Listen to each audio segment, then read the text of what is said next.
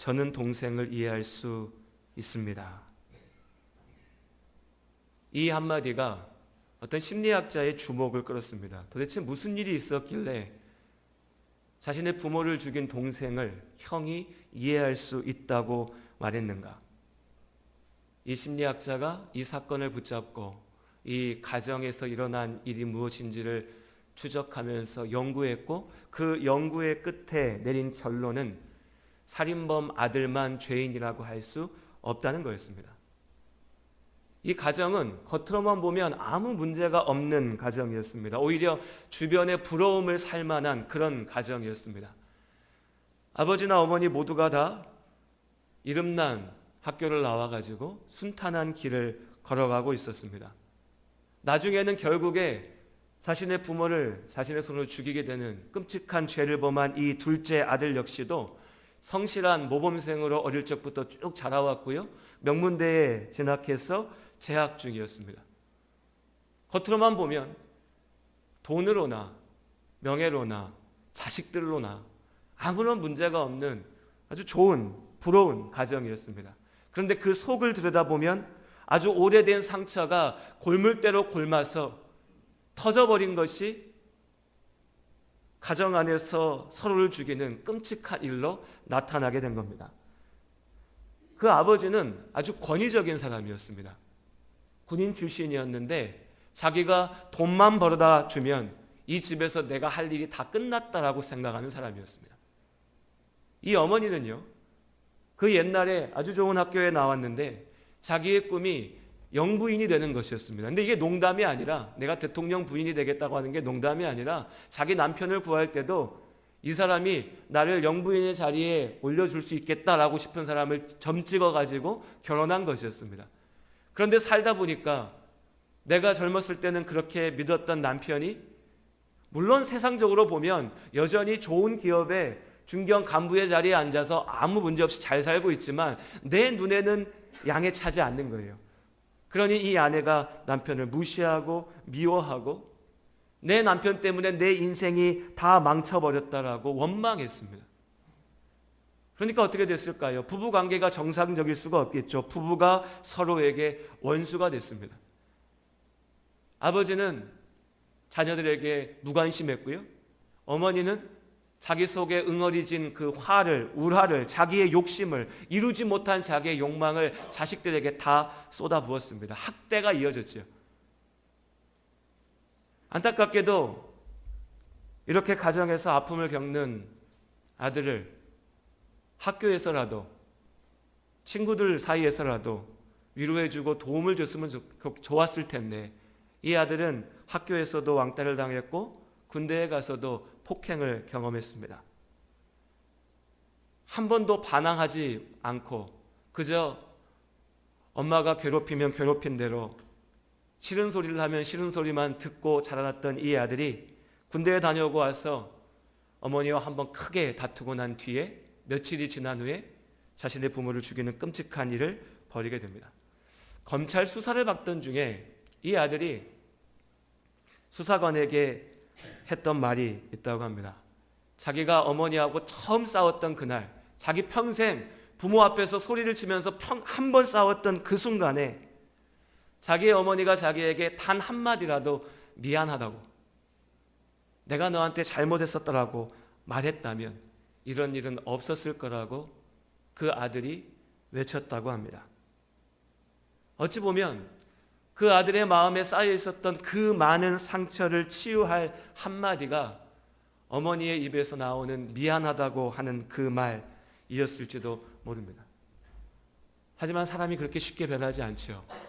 평생 잘못된 욕심과 원망과 저주 안에 살았던 이 어머니가 아들이 소리친다고 그 말을 듣지 않았습니다. 끝끝내 어머니의 입에서 그 말을 듣지 못했고 결국 가족 모두가 다 절망과 괴로움 가운데 빠지게 되었습니다. 이 사건을 다루고 있는 이 심리학자의 책 제목이요, 미안하다고 말하기가 그렇게 어려웠나요? 입니다. 여러분 어떻습니까? 미안하다라고 하는 한마디를 말하는 것, 그 그 말 한마디 뭐가 그렇게 어렵냐? 그냥 미안하다고 하면 되지 라고 우리가 생각할 수 있지만 진심으로 나의 잘못을 인정한다라고 하는 것은 참 어려운 일입니다. 진정으로 나의 문제를, 나의 잘못을 인정하고 그것에 대해서 용서를 구하는 것은 세상 어떤 일을 하는 것보다 못지않은 큰 용기가 필요한 일입니다. 우리는 각자 스스로의 부족함이나 모자람, 내 잘못을 인정하기보다는 내 환경, 내 상황 혹은 이 문제를 만들어낸 다른 사람들을 탓하고 그 사람들에게 책임을 묻는 것에 더 익숙합니다. 미안하다라고 말하는 것은 참 어렵습니다. 부부관계도 마찬가지죠. 우리의 관계를, 가정 안에서의 우리의 관계를 어렵게 하는 것도 여기에 있습니다.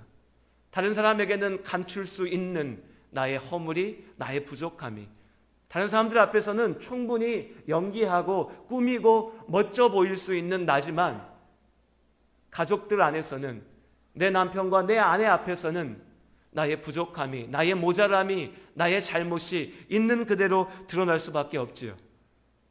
그런데 서로의 약함을, 서로의 부족함을 그렇게 잘 아는 두 사람이 서로에 대해서 질책하기 시작할 때, 그리고 그 잘못을 얘기할 때 그것을 인정하고 용서를 구하는 것이 아니라 그 찔림이 아파서 미워하고 원망하고 싸우기 시작할 때 가장 가까워야 될 부부의 관계가 서로 가장 미워하고 원망하는 관계가 되게 됩니다.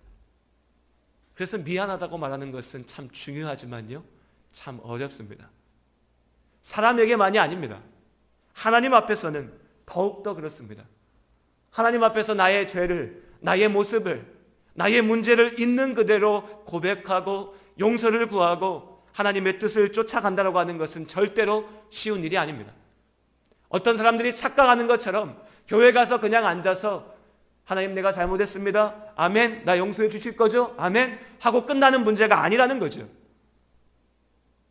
예수를 믿는다라고 하는 많은 사람들이 하나님 앞에 와서도 여전히 스스로를 변명하고 핑계합니다. 하나님 앞에서도 나를 정당화하려고 하고 나의 허물을 가리려고 합니다. 그저 형식적인 회개, 형식적인 기도와 예배로 내 죄값을 다 했다라고 착각하는 겁니다. 여러분, 죄를 짓고 난 다음에 아담이 첫 번째로 했던 행동이 뭔지 기억하십니까? 창세기 3장의 말씀 여러분 기억하실 겁니다.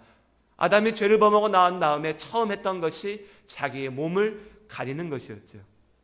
말씀을 읽어보시면 내 몸을 누구에게서 가렸냐면 하나님 앞에 가렸습니다. 하나님께서 아담 앞에 나오시려고 하자 아담이 피해서 숨습니다.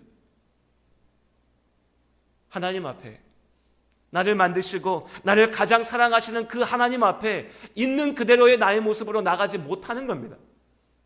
그것이 죄입니다.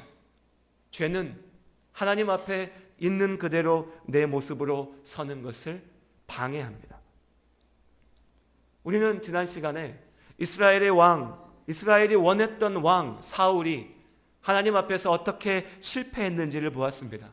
그는 하나님의 말씀 앞에 온전히 순종하지 못하고 자신의 길을 쫓아가서 결국 실패하게 됩니다. 그 사울을 대신해서 하나님께서 택하신 왕이 바로 다윗이었습니다. 다윗 하면 여러분 머릿속에 어떤 모습이 떠오르신가요? 다윗에 대해서 가장 잘 알려져 있는 이야기는 다윗과 골리앗의 이야기죠.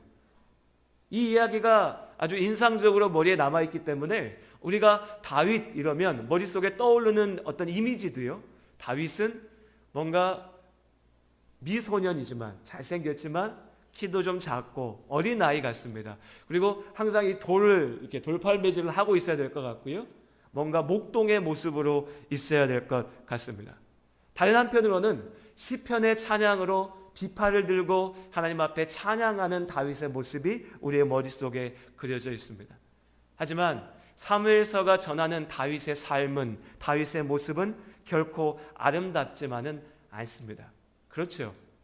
그도 남자였고 왕이었고 정치가였고 군인이었습니다. 자신의 욕망이 있었고 욕심이 있었고 그 욕심을 이루기 위하여서 어찌 보면 오늘 우리가 상상하지 못할 일들을 해내야 됐습니다. 좋게 말하면 다윗은 우리와 마찬가지로 인간적이었고요. 솔직하게 말하면 그 또한 그저 죄인이었습니다. 사무엘 하의 11장의 말씀은 그 다윗의 죄를 아주 낱낱이 고발하고 있습니다. 전쟁터를 누리던 다윗이 이제 왕이 되어가지고 왕궁에 머물러 있었습니다. 그런 다윗의 눈에 어느 날 문득 한 여인이 목욕하는 장면이 들어오게 됐습니다. 목욕하는 장면을 엿보게 된 것이지요. 그리고 다윗은 정욕에 사로잡힙니다. 내가 어떻게 해서든 저 여인을 차지하겠다라고 하는 그 욕심에, 그 죄악된 마음에 사로잡혀서 다른 어떤 것도 눈에 보이지 않습니다. 알아봤더니 그 여인이 다른 이의 아내였죠. 하지만 왕이었으니까 그 왕의 힘을 빌어서 그 여인을 자기에게 데려오게 하고 하룻밤을 보냅니다. 그렇게 자기 욕심을 채웠으니까 이제 모른 척하고 적당히 덮고 넘어가면 될지도 모른다 생각했던 것 같습니다. 다윗은요, 왕이니까요. 죄가 다 그렇죠. 죄라고 하는 것이 그렇습니다. 그 순간만 넘어가면 괜찮겠지라고 생각합니다. 그런데 다윗의 죄는 그렇게 가볍게 덮여지는 것이 아니었습니다. 이 여인이 밧세바가 임신을 하게 됩니다. 이제 문제가 복잡해진 거죠. 감출 수가 없게 된 겁니다. 다윗이 꾀를 냅니다. 남편이었던 우리야를, 전쟁터에 있었던 그 남편을 다시 예루살렘 성으로 불러들입니다. 그래서 그 우리야에게 명령합니다. 야, 너 집에 가서 네 아내랑 좋은 시간 좀 보내라. 그렇게 해서 그냥 은근슬쩍 넘어가려고 한 거죠. 그런데 이 우리야는요, 다윗보다도 훨씬 더 충직하고 신실한 사람이었습니다.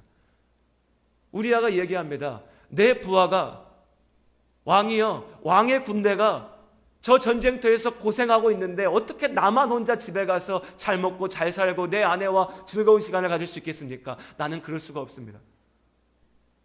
왕이 다시 명령합니다. 그러지 말고 좀 제발 가서 집에 좀 가서 쉬어라. 끝끝내 우리야는 집으로 돌아가지 않고 예루살렘 성문 밖에서 자기의 부하들과 잠시 시간을 보내다가 다시 전쟁터로 나갑니다. 이쯤 되면요, 정상적인 양심이라면 여러분 어떨 것 같으세요? 미안해서, 나는 이런 죄를 저질렀는데 어떻게 저 사람은 저렇게 충직할 수 있는가, 미안해서 괴로워할 것 같은데 죄에 사로잡힌 다윗의 뇌는 그런 것들이 들어오지 않습니다. 이제 자기의 계획대로 되지 않자 다시 낸 다윗의 계획은 우리야를 전쟁터에 가장 위험한 자리, 죽을 수밖에 없는 자리에 보내서 그를 죽이는 거였습니다. 그는 그렇게 명령했고 실제로 우리야는 전쟁터에 나가서 죽게 됩니다. 그리고 이제 다윗은 과부가 된 밧세바를 아무 거리낌 없이 데려다가 자기의 아내의 자리에 앉혀놓는 거죠. 다윗은 그저 욕심에 빠져서 정욕에 사로잡혀서 남의 아내를 범한 것에 그치지 않았습니다. 그를 속였고 그를 죽였습니다. 하물며요, 이 우리야라고 하는 사람은 그냥 다윗의 부하도 아니었습니다. 다윗이 가장 어려울 때, 고통당할 때, 사울 왕에게 쫓겨서 광야에서 머물고 있을 때, 아둘람 굴에 들어가서 숨어 지낼 때에 그 굴에서 그 어려운 순간에도 다윗의 옆을 지켰던 400명의 용사들, 400명의 다윗의 채측근들, 다윗을 위해서 목숨을 다했던 장수들, 그 중에 한 사람이었습니다. 단순한 부하가 아니라 인생을 함께 나눈 친구였습니다. 그 친구의 아내를 빼앗기 위해서 그를 죽인 겁니다. 다윗은 죄인이었습니다. 사울과 다윗이 다를 바가 무엇이 있을까요? 죄의 경중의 차이는 있을 수 있지만 본질은 똑같았습니다. 둘이 모두가 다 죄인이었죠. 왕의 권세를 가지고 왕의 자리에 앉고 나니까 그 힘을 가지고 자기의 욕심을 채웠습니다. 그렇다면 다윗도 사울과 마찬가지로 실패한 것일까요? 네, 하나님께서도 그 다윗의 죄악을 그냥 보고 넘어가지 않으셨습니다. 나단 선지자를 보내서 다윗을 만나게 하셨습니다. 이어지는 말씀이 오늘 우리가 읽은 사무엘 하의 12장에 이어지는 말씀입니다. 그런데 다윗 왕을 만난 이 선지자가 처음에 꺼낸 이야기는 좀 뜬금없었습니다. 나단 선지자가 이렇게 얘기합니다. 왕이여, 내가 이런 일을 겪었습니다. 어떤 부자가 있었는데 이 부자가 가진 것도 많고 누릴 것도 많은데 자기 이웃에 가난한 사람이, 그 가난한 사람이 가지고 있는 것은 암양 새끼 딱 그거 하나뿐인데 그 양 하나를 가지고서 기뻐하고 즐거워하고 만족하면서 살고 있는데 다른 거 다 가진 부자가 그 가난한 사람의 양 새끼 하나를 가져가가지고 자기를 위해서 잡아버렸습니다. 이 이야기를 듣고 다윗이요 분노합니다. 사람이 그렇지요. 오늘날 우리가 그렇습니다. 내 큰 죄악은 눈에 안 들어오고요, 다른 사람이 조금만 잘못해도 거기에는 분노하죠. 다윗 자기의 모습은 눈에 들어오지 않고 이 이야기를 듣자 다윗이 화를 냅니다. 어떻게 그럴 수가 있냐? 어떻게 내가 다스리는 나라에서 그런 일이 일어날 수 있냐? 성경의 본문에는 표현이 정확하게 우리에게 다가오지 않는데 그냥 우리말로 하면 성경에는 그 사람은 마땅히 죽을 자라 이렇게 얘기하고 있는데요, 우리식으로 얘기하면 뭐죠? 그놈은 죽일 놈이다. 당장 죽여버려야 된다. 어떻게 그런 놈이 있을 수 있냐? 어떻게 내 나라에, 하나님의 나라 가운데 그런 놈이 있을 수 있냐? 다윗이 분노하면서 소리 지르는데 이 말이 끝나자마자 기다렸다는 듯이 나단 선지자가 왕에게 쏘아붙이기 시작합니다. 하나님께서 왕을 지키시고 왕에게 모든 것을 주셨고 부족함이 없게 하셨는데 왜 당신은 그 욕심을 이기지 못해서, 그 죄를 이기지 못해서 남의 아내를 빼앗고 친구를 죽이고 하나님 앞에 죄를 범했는가? 7절부터 15절까지의 말씀 가운데 정말 나단 선지자는 내가 그 죄인이라면, 내가 다윗이라면 미울 만큼, 싫을 만큼 다윗의 죄를 하나하나 정말 뼈아프게 적나라하게 고발하고 있습니다. 그리고 하나님께서 그 다윗의 죄에 대해서 내리실 저주와 벌에 대하여서 분명하게 선포하고 있습니다. 자, 여러분이 다윗이라고 한다면 어떠시겠습니까? 우리가 다윗이라면 지금 어떤 마음이 들까요? 아, 내가 잘못했습니다. 아, 내가 죄를 지었습니다. 이렇게 반응할까요? 그거는 우리 어린아이들이 보는 동화책에서나 그렇죠. 우리 현실은 절대로 그렇지 않지요. 보통 사람이라면 누구나 다 일단은 모른 척 했을 겁니다. 무슨 얘기하고 있습니까? 난 모릅니다. 지금 그게 무슨 말입니까? 혹은 어쩔 수 없다면요, 여러 가지의 것들로 변명했을 겁니다. 아, 선지자, 당신이 얘기하고 있는데 그것과 상황이 조금 다를 수도 있습니다. 아, 어쩔 수 없는 상황이 있었습니다.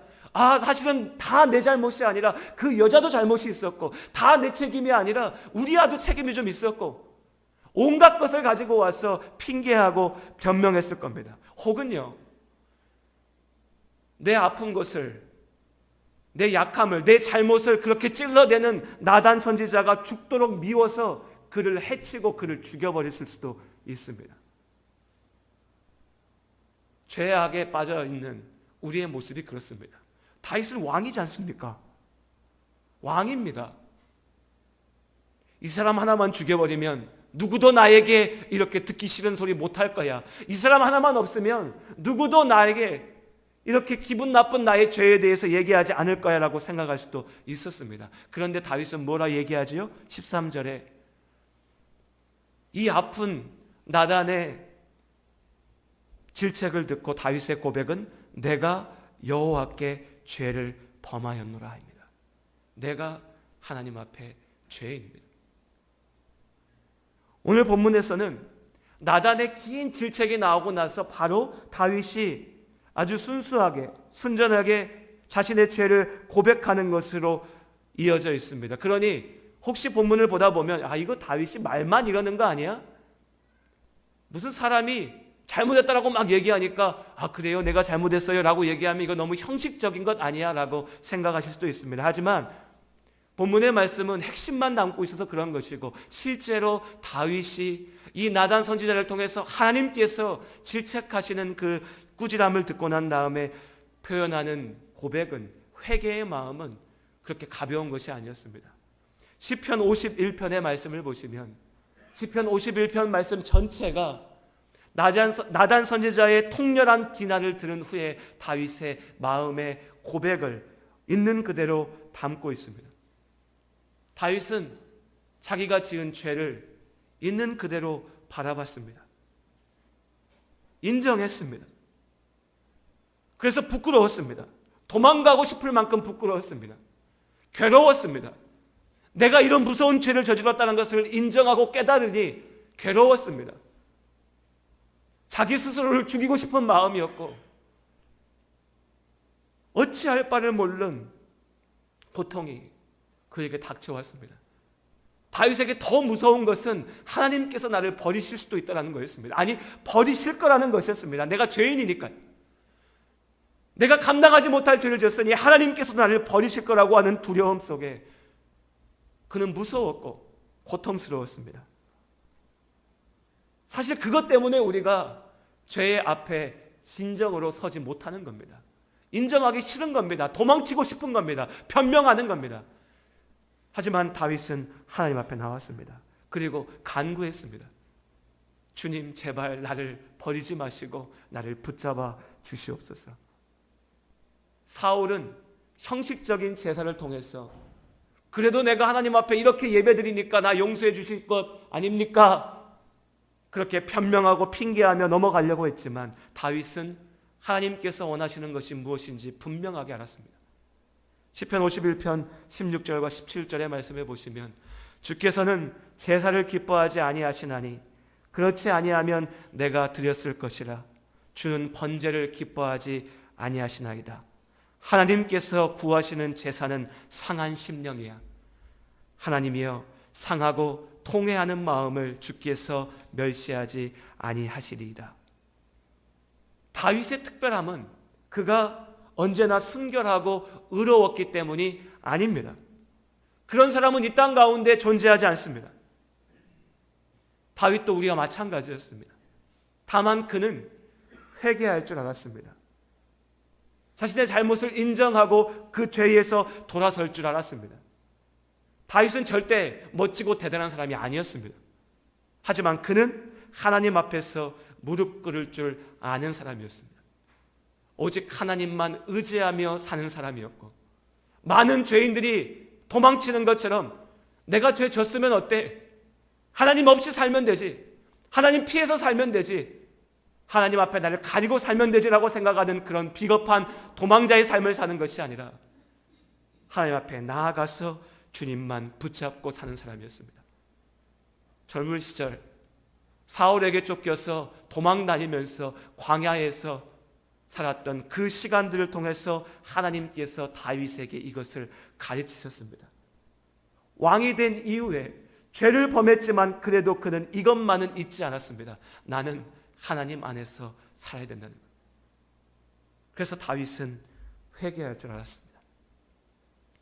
많은 사람들이요, 사랑한다라고 하는 말을, 그 표현을 하는 것에 인색한 만큼이나 자기의 잘못을 인정하는 것에도 무관심합니다. 너무나 분명하게 죄를 저질렀는데, 잘못했는데도 불구하고 끝끝내 나는 잘못이 없다고, 나는 책임이 없다라고 발뺌하는 것이 이 세상의 모습입니다. 그것이 죄악의 본성이지요. 우리 너무나 많이 봅니다. 수많은 사람들을 죽게 만들어 놓고도 그 책임 있는 사람들이 세상 앞에 나와서 하는 얘기는 뭐지요? 나는 잘못이 없습니다. 나는 모릅니다. 그렇게 될 줄 몰랐습니다. 어쩔 수 없는 일이었습니다. 내가 잘못했습니다. 미안합니다. 죄송합니다라고 얘기하는 사람을 찾기가, 그 상식적인 답을 찾기가 어려워진 세상입니다. 오늘날 교회가 비웃음을 사고 그리스도인들이 손가락질 당하는 이유도 여기에 있습니다. 언젠가부터 우리는 예수 믿는다라고 하는 우리가 회개하는 법을 잊어버렸습니다. 형식적인 회개는 있지만 진실하게 하나님 앞에 서는 믿음은 놓쳐버리고 있습니다. 내가 예배에 참석했으니까, 내가 기도했으니까, 내가 무언가 하나님 앞에 드렸으니까, 내가 그리스도인이니까 나는 쉽게 용서받을 수 있다고 착각합니다. 오늘 다윗이 고백하지요.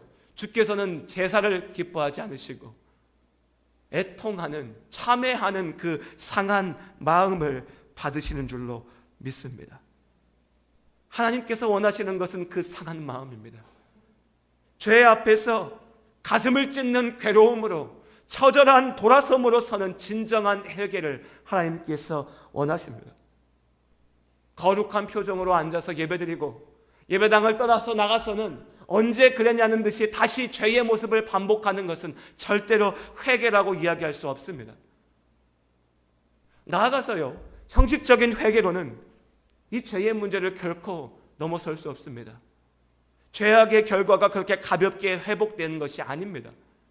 이후에 다윗의 인생을 살펴보면요, 여러분, 고달픔 그 자체였습니다. 아버지 다윗의 죄가 하나님 앞에 회개했다고 그것만으로 해결되는 것이 아니었습니다. 하나님 앞에서는 진실된 회개를 하나님께서 받으시고 다윗이 하나님 앞에 오는 것을 막지 않으셨지만 그 죄가 남긴 상처는 이후에도 다윗의 인생에 아주 큰 흔적을, 아주 아픈 흔적을 남겨놓게 됩니다. 아버지의 죄가 자식들에게 그대로 이어져서 가정이 파괴됐습니다. 형제 간에 서로 죽이는 일이 벌어졌고 자식이 아버지를 죽이겠다고 반란을 일으킵니다. 그 모든 것을 온전히 감당해내야 되는 것이 다윗의 삶이었습니다. 자신의 죄 때문에 이 모든 것이 시작된 거죠. 그럼에도 불구하고, 그 아픔에도 불구하고 다윗이 이 삶을 살아낼 수 있었던 것은, 그럼에도 불구하고 하나님께서 다윗의 삶이 복되다 하신 것은, 그럼에도 불구하고 다윗을 통하여서 우리의 구원자가 되시는 예수 그리스도께서 이 땅에 오신다라고 말씀하신 것은 그가 자신의 죄를 진실되게 회개하고 오직 하나님만을 붙잡을 줄 아는 사람이었기 때문입니다. 이 믿음이, 이 용기가 오늘 우리에게 필요합니다. 오늘 이 시간 예배가 그저 막연하게 하나님 앞에 복을 구하고 나를 지켜달라고 간구하는 시간으로 끝나지 않길 원합니다. 이 자리에 함께 하신 우리 성도님들 한 분 한 분께서 있는 그대로의 나의 삶을 가지고 하나님 앞에 서실 수 있기를 바랍니다. 온전히 하나님을 믿지 못했던 나의 잘못을 고백하기 원합니다. 다른 사람 모두에게라도 감출 수 있었지만 하나님 앞에서, 주님 앞에서는 감출 수 없었던 나의 죄악을 온전히 고백하고 인정하고 회개하기를 원합니다. 나아가서 하나님 앞에 우리가 진실된 마음으로 예배드렸다면, 내가 하나님의 명령에 순종하지 못했기 때문에, 내가 하나님의 말씀대로 거룩하지 못했기 때문에, 내가 주님의 뜻대로 의롭지 못했기 때문에 나로 인해서 아파하고, 나로 인해서 상처받고, 나로 인해서 괴로워하고, 나로 인해서 눈물 흘렸던 많은 사람들, 나의 가족들, 하나님께서 나와 함께하게 하신 그 사람들에게 미안하다라고 말할 수 있는 용기를 내시기를 주님의 이름으로 축복합니다. 그것이 하나님께서 주시는 참된 축복입니다. 그것이 하나님께서 주시는 참된 은혜입니다. 그저 내 가슴 속에 잠시의 감동, 그저 내 귀에 잠시 듣기 좋은 소리의 설교에 끝나지 말고 하나님 앞에 진실되게, 그리고 사람 앞에서 거룩한 모습으로, 참으로 거룩한 모습으로 나의 잘못을 미안하다 고백하고 다시는 그 죄를 범하지 않는 진실한 회개로 살아가시기를 주님의 이름으로 권면드립니다.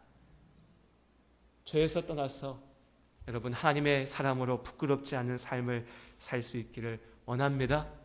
그것이 이 시간 하나님께서 우리에게 받기를 원하시는, 하나님께서 기뻐하시는 참된 예배인 줄로 믿습니다. 같이 기도하시겠습니다.